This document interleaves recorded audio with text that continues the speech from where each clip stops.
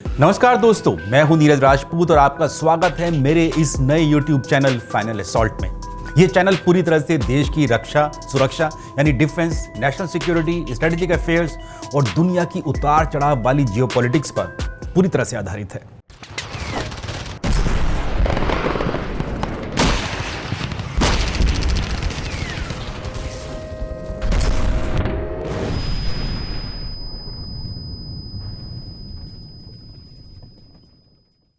Final assault के पहले episode में आज हम देश की सुरक्षा से जुड़े एक बेहद ही महत्वपूर्ण विषय पर चर्चा करेंगे।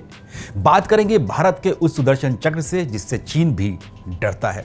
तो क्या है ये भारत का नया सुदर्शन चक्र?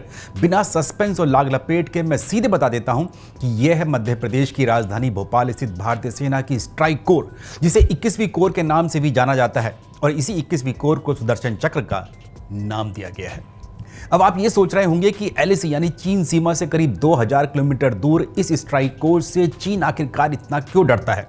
तो उसके लिए आपको मेरे इस एपिसोड को आखिर तक देखना होगा। इस एपिसोड में मैं आपको ये बताऊंगा कि आखिर 1 अप्रैल यानी शनिवार को पीएम मोदी ने देश की सुरक्षा से जुड़ी सबसे बड़ी मीटिंग को क्यों आयोजित किया, जिसमें सीडीएस सहित तीनों सेनाओं के प्रमुख, रक्षा मंत्री राजनाथ सिंह और एनएसए अजीत डोभाल भी मौजूद थे। पहले मैं आपको थोड़ा सा स्ट्राइक कोर के बारे में बता देता हूं। एक कोर होती है जो हमारे देश की सीमाओं की रक्षा करती है, यानी डिफेंड करती है दुश्मन के आक्रमण से। जैसे सेना की मान लेते हैं लेह स्थित 14वीं कोर है जो पूर्वी लद्दाख में चीन से सटी एलएसी यानी सीमा की रखवाली करती है। लेकिन अगर किसी देश की सेना को दुश्मन की सीमा में घुसकर आक्रमण करना होता है या हमला करना होता है तो उसके लिए होती है खास स्ट्राइक कोर। भारत के पास इस वक्त 4 ऐसी स्ट्राइक कोर हैं। इन स्ट्राइक कोर के बारे में हम किसी और दिन बात करेंगे, लेकिन आज हम सिर्फ बात करेंगे भोपाल स्थित सुदर्शन चक्र स्ट्राइक कोर की। इस स्ट्राइक कोर को भगवान श्री कृष्ण या फिर भगवान विष्णु का जो मुख्य हथियार है सुदर्शन चक्र, उसी का नाम दिया गया है। क्योंकि अगर ये कोर एक बार अपने हेडक्वार्टर से बाहर निकलती है तो दुश्मन के छक्के छुड़ाकर ही वापस लौटती है, जैसा कि हमने वर्ष 2020 में गलवान घाटी की हिंसा के बाद देखा था, जो इस 21वीं कोर ने चीन के खिलाफ किया था। वर्ष 2020 में ही जब गलवान घाटी की लड़ाई के बाद भारत और चीन की सेनाओं के बीच पूर्वी लद्दाख में तलवारें खिंची हुई थी, उसी दौरान प्रधानमंत्री नरेंद्र मोदी ने लद्दाख का दौरा किया था। वो शायद जुलाई 2020 का महीना था और वहां से सीधे प्रधानमंत्री मोदी ने चीन को ललकारा था। प्रधानमंत्री मोदी ने अपने भाषण में जो सैनिकों को दी थी उसमें एक लाइन बोली थी कि अगर हमारा देश बांसुरी धारी की पूजा करता है तो हम सुदर्शन चक्रधारी कृष्ण को भी अपना आदर्श मानते हैं। उस वक्त कम ही लोग जानते थे कि उनका यह इशारा भोपाल स्थित सुदर्शन कोर की तरफ ही था, जो उस वक्त पूरी तरह से लद्दाख से सटी हुई एलएसी पर तैनात की गई थी और एक सिग्नल के साथ ही अपना चार्टर पूरा कर सकती थी। दरअसल मई 2020 में जब पूरी दुनिया कोरोना महामारी से जूझ रही थी, जिसमें भारत भी शामिल था, तब चीन की सेना ने युद्धाभ्यास के नाम पर पूर्वी लद्दाख से सटी एलएसी पर अपने 50,000 सैनिक, टैंक, तोप और मिसाइलों का जमावड़ा शुरू कर दिया था। उस वक्त तक भारत की मात्र एक डिवीजन एलएसी पर तैनात रहती थी। इस डिवीजन में आर्मर्ड ब्रिगेड यानी टैंक तो थे ही, लेकिन चीन के टैंकों की संख्या बहुत ज्यादा थी। साथ ही तोप की संख्या भी भारत की वहां पर कम थी।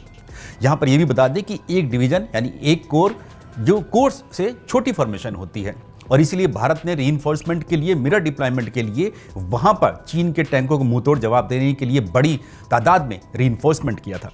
ऐसे में भारतीय सेना ने प्लेन्स यानी मैदानी क्षेत्रों की जो 2-3 डिवीजन रहते हैं, रिजर्व में रहती हैं, उनको पूर्वी लद्दाख में भेजा था। उसमें एक आर्मर्ड डिवीजन भी थी और दिलचस्प बात यह है कि 21वीं कोर की पूरी एक टैंक डिवीजन भी इन्हीं मैदानी भागों में तैनात रहती है।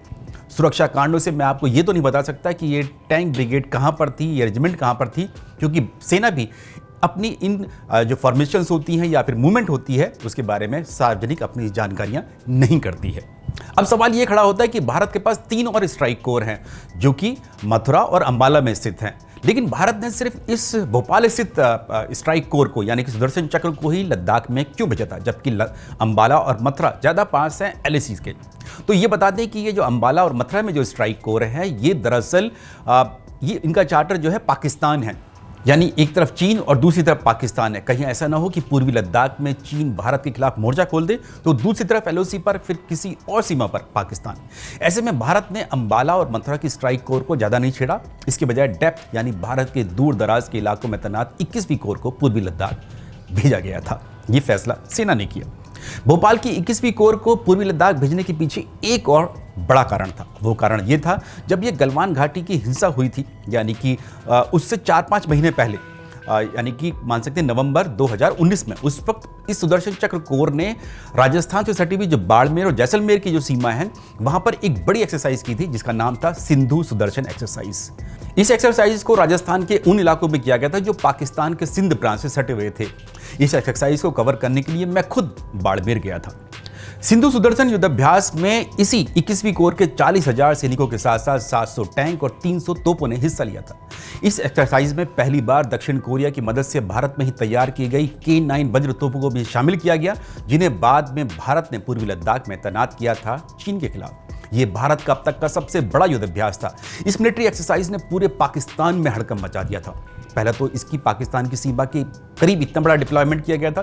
दूसरा, इस युद्धाभ्यास का नाम यानी सिंधु सुदर्शन, क्योंकि सिंधु नदी पूरे पाकिस्तान में बहती है और सिंधु सुदर्शन एक्सरसाइज पाकिस्तान से महज 40 से 50 किलोमीटर की दूरी पर हो रही थी और सिंध प्रांत भी इसी राजस्थान से सटा हुआ है। पहली बार मैं बतौर रिपोर्टर और मेरा कैमरामैन सेना के साथ एम्बेडेड होकर इस रणभूमि में गए थे, यानी कि एक रियल वॉर सिनेरियो में एम्बेडेड जर्नलिज्म का ये शायद भारतीय सेना का पहला अपना ऐसा ये एग्जाम्पल था। लेकिन भारतीय सेना ने फिर साफ कर दिया कि सिंधु सुदर्शन सालाना होने वाली युद्धाभ्यास है जो राजस्थान के रेगिस्तान में हर साल होती है और पिछले कई सालों से भारतीय सेना कोल्ड स्टार डॉक्ट्रिन को अपना रही है। इस कोल्ड स्टार डॉक्ट्रिन के तहत भारतीय सेना की सभी स्ट्राइक कोर हमेशा अपने को ऑपरेशनली तैयार रखती हैं। इसके मद्देनजर 24 से 48 घंटे में स्ट्राइक कोर दुश्मन की सीमा में घुसकर हमला करने के लिए तैयार हो सकती है। तो ऐसा है भारत का सुदर्शन चक्र, जो भगवान श्री कृष्ण के सुदर्शन चक्र की तरह ही बेहद अचूक है। और इसीलिए जब ईस्ट लद्दाख में भारत के सामने चीन की चुनौती आई तो भारतीय सेना ने इसी भोपाल की 21वीं कोर को तैनात किया। और शायद यही वजह है कि वर्ष 2020 में पीएम मोदी ने लद्दाख में जब चीन के खिलाफ ललकारा तो इस 21वीं कोर के यानी सुदर्शन चक्र के बारे में जिक्र किया। लेकिन अब ये कोर इसलिए चर्चा में है क्योंकि 30 मार्च से 1 अप्रैल तक देश की सबसे बड़ी मिलिट्री कॉन्फ्रेंस भोपाल में हो रही। इस कॉन्फ्रेंस का नाम है कंबाइंड कमांडर कॉन्फ्रेंस, जो कि साल में 1 या 2 बार होती है।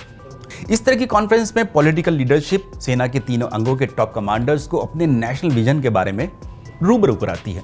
हालांकि कंबाइंड कमांडर कॉन्फ्रेंस 30 मार्च से ही शुरू हो गई, लेकिन इसका समापन पीएम मोदी के भाषण से हुआ। पीएम मोदी ने इस भाषण में सेनाओं के लिए जो सुझाव और दिशा निर्देश जारी किए उन्हें अगले 1-2 साल में सेनाओं को क्रियान्वित करना है और इसकी जिम्मेदारी थल सेना, वायुसेना और नौसेना की और साथ ही सीडीएस की होती है। साफ है कि पीएम मोदी सुदर्शन चक्र मुख्यालय में 21वीं कोर को पूर्वी लद्दाख में सफल ऑपरेशन के लिए तो बधाई तो दे ही रहे हैं, साथ ही दुनिया को ये संदेश भी दे रहे हैं कि अगर किसी ने हमारी सीमाओं की तरफ आंख उठाने की जरूरत की तो उनके लिए भारत का सुदर्शन चक्र एक बार फिर से बाहर निकल सकता है, जो दुश्मन की गर्दन काट कर ही वापस लौटता है। इसके साथ ही मैं आज के इस फाइनल असॉल्ट के एपिसोड को विराम देता हूं, लेकिन जाने से पहले आपसे एक निवेदन करता हूं कि मेरे इस चैनल को सब्सक्राइब जरूर कीजिए और कमेंट बॉक्स में जाकर अपनी टिप्पणी और सुझाव जरूर दें। साथ ही अगर देश दुनिया की रक्षा सुरक्षा से जुड़ी हुई कोई भी जानकारी या सवाल आप मुझसे पूछना चाहते हैं तो भी आप कमेंट बॉक्स में जाकर लिख सकते हैं। अगर ये सवाल और जवाब देश की सुरक्षा से कॉम्प्रोमाइज़ नहीं करता है तो मैं आपको इसका जवाब जरूर दूंगा। धन्यवाद। जय हिंद।